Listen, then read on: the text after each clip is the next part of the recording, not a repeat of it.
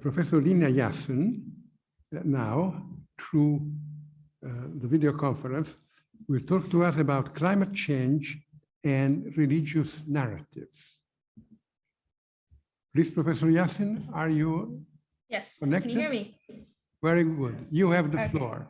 All right, thank you so much, everyone. And just to clarify, I'm not a professor yet, maybe in a couple of years. Oh, I'm a master's student at the University of Oxford right now. You must know that I have a prophetic gift as what regards young scholars, only on that. Thank you so much. Before I start, thank you so much, Minister, and thank you so much, Dr. Justin, for the invitation. It's an honor to be here, and I really look forward for this insightful discussion. And so far, it's been an interesting and fantastic conversation. To make it brief, today I'm going to be speaking to you about climate change and religious narratives, and I just want to share my presentation. And so this is going to be based on my personal experience. My name is Lina Yassin. I'm a Sudanese climate activist and climate journalist. I work as the operations manager at Climate Tracker, which is an international organization that works with climate journalists across the world to empower them to better communicate climate stories. So we work around climate communications, but also mis and disinformation around climate change and how do you link between climate science and human elements. This presentation is going to be solely based on my personal experience as someone who started reporting on climate change and then realized that science is not relevant for everyone and that it is not the way to get to people. And I will show you how I started from just reporting on the science and summarizing it to including religious narrative. So like I mentioned, I work on climate change and I'm a climate writer. So I write stories on different aspects of climate change, personal and international and local aspects. And the reason why I keep writing on climate change is because Sudan, my country, is one of the countries that are on the front line when it comes to climate change impacts. Just to give you two brief examples, Sudan is always suffering from floods. Last year, we had one of the most historic floods in the history of the country. You can see a comparison between the before and after. This picture was taken from the capital in Khartoum. Over 1 million people were impacted and more than 100,000 houses were destroyed. And for me, this is why I keep writing about climate change, because I know that there's a lot on the line and that climate science is the way forward, but without communicating it properly and without getting it to the normal average Sudanese person, we're not going to get far and a lot more people are going to be impacted every year. Second example that I want to give is Darfur conflict. And I'm sure if all of you here have heard of Sudan before, you might have heard of it from the context of the Darfur conflict, because it was one of the biggest conflicts in the world.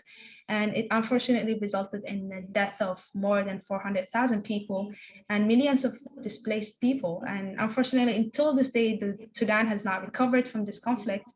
And the United Nations Environmental Programme, did a post-conflict analysis after the conflict ended to decide on its root causes.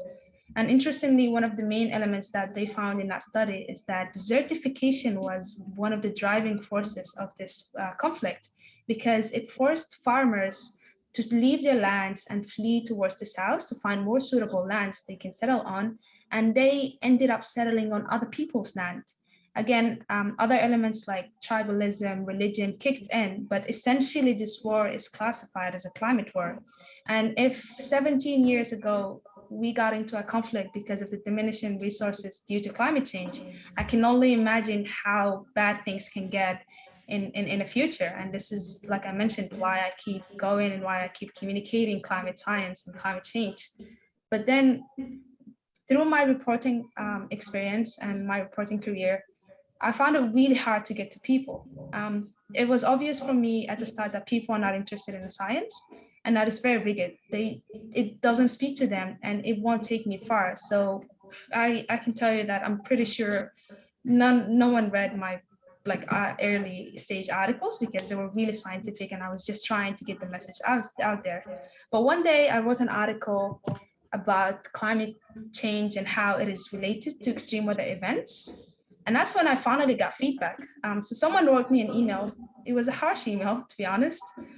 But they were criticizing me because I wrote an article saying that extreme weather events are actually happening because of climate change, and there's a proof to it. And Sudan and the government can stop it or can react to it better.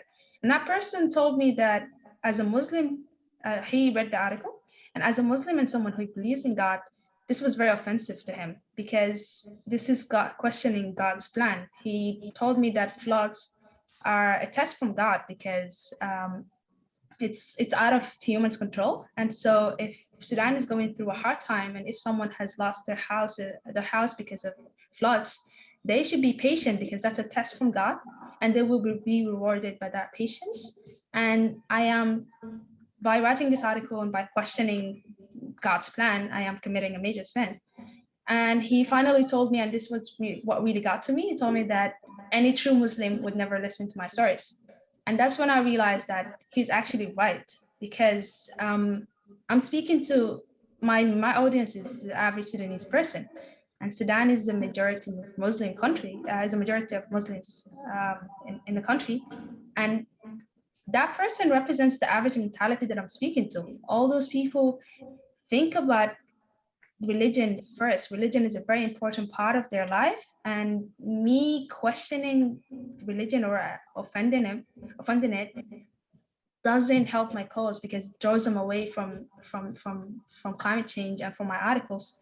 And that's when I realized that I really need to change my narratives, and I really need to come up with counter arguments. And so I started doing research and trying to think of a counter argument to how do you convince Muslim people that climate change is not a plan from God. So I came up with multiple counter arguments by going through the Quran and trying to back up my arguments. And the main argument that I use right now is that, and I think this is a belief that is in different religions, like not just Islam, but Muslims were sent to earth by God because they were supposed to look after it and take care of it. So that's what God told us to do. And climate change is a very clear evidence that we're doing the opposite and that we're technically disobeying God's wishes. And this is how I started building my argument, and how I always now, if I'm targeting Sudanese people, I always include religious narratives, because I realized that science is complicated and it's irrelevant for most of them. And religious is one of the highest priorities for people in Sudan. And I can tell you an example of how religion plays a major part in everyone's life in Sudan. I was part of an organization before that did a survey on how people, especially people in the poor communities, plan their day and get their daily income. So one of the questions that was on the survey is, how do you think you'll put food on the table tomorrow? Like, what's your plan? And the answer was very interesting. I could say almost all the people had the same answer. They said Allah Kareem, which if you translate it to English means God is generous. And that's a mentality that Muslim people have. Like, I don't question tomorrow because I know God has a plan for me. But that won't work if we take it in climate change, because if we don't question tomorrow, if we don't act now, things are not going to get better. And this is why I think religious narratives are really important. I know that science is important, but if we have enough people who can understand the science and can summarize it, we don't need everyone to get it. We just need enough people to get it so that they can translate it into more relatable content that the average person and the average human being can take. And so this is mainly why I started writing about climate change from a religious perspective. And once I started doing so, I got criticized and I got challenged. But that's exactly what I wanted, actually. In the past, no one used to read my articles. I barely get feedback or barely get like comments. But as soon as I started including religion, I started to actually attract more readers, because they would be interested to know how Islam is related to climate change. And so the first step for me was the fact that I attracted the reader's attention. This also generated discussion. I would see normally on Facebook people just talking about my article and about how this girl linked climate change to Islam. And so that for me was a success, because these are people who never used the word climate change and now they're using it. Regardless of whether they agree with me or not, that's still a progress in my opinion. And it really is better than what I was doing before. And then it also allowed people to think about new perspectives, because like I mentioned in the past, people used to say that climate change is a plan from God, but now I'm offering them other perspectives and I'm allowing them the chance to think about it. And therefore, I think all these three elements contribute to climate awareness, which is my goal, because I believe that if we are able to get people more aware of climate change and how it is linked to their daily life, this is how we achieve proper climate action in terms of people pressuring their governments to do better, but also just people working on individual solutions. And right now, I still work, and actually made this one of the main things that I work on. Right now, I still work with religious communities beyond journalism. So what I do now, we have an organization. It's a youth-led organization in Sudan. And we work on religious communities to not just raise awareness on climate change, but also offer them solutions, like what can they do and what should they demand from officials. And we do this by multiple steps, but the first step we do is we understand the community, because communities are different and Sudan is a very big country. So there's no one size that fit all. And we start by studying that community and understanding what is the most efficient platform for them. Is it radio? Is it articles? Is it khutbah? Khutbah is when an imam speaks to people in the mosque, and that's one of the most efficient way to actually get to people. And then we decide on who is their idol, because we realize that if, like, we try to go and talk to some communities, and people won't listen to us sometimes because we just don't belong here and we don't look like them, and why should they listen to us? So what we started doing is that we started, in every community that we would go to, we would identify the idol, the community leader. It would be the imam. In some cases, it would be the sheikh of the village. It would be the tribal leader. And we would just talk to them and tell them that they need to communicate that issue. So it wouldn't even be us talking anymore. It would just be us talking through that person. And that has turned out to be much more efficient. And finally, we also try as much as possible to make our messages as positive as possible and present solutions, because I don't think it makes sense if you go to a community of farmers and tell them that their land is dying, because I think they already know this. It would make more sense if you go to them and present possible solutions of what they can do. And this is what we try and focus on. And when we work with religious communities, we don't want to spread negative messages, and we don't want to spread negativity. We don't want people to run away from the issue. We want to show them how they can be involved in fixing it. And I'm conscious of the time, so I just want to close by saying that climate journalism is a bridge between science and societies.